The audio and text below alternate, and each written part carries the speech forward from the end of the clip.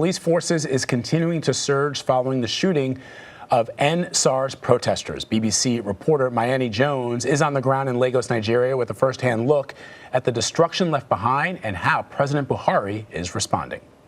Firing live rounds in broad daylight. Armed men in police uniform roaming the streets of one of Africa's largest cities. The roads of Lagos, usually lively with activity, are now tense. Despite a round-the-clock curfew, vandals still move freely enough to cause havoc. The smell of smoke still hangs in the air around the High Court here in Lagos Island. This is one of the oldest neighborhoods in the city, but this symbol of law and order was left to burn overnight, without the security forces or the fire brigade showing up. Authorities here seem to have completely lost control.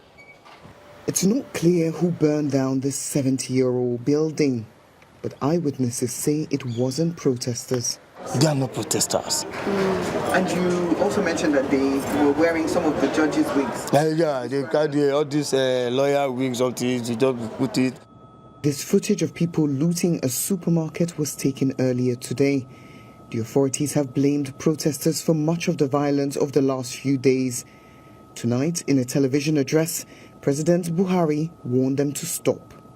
For you to do otherwise will amount to undermining national security and the law and order situation. Under no circumstances will this be tolerated. I therefore call on our youth to discontinue the street protests and constructively engage government in finding solutions.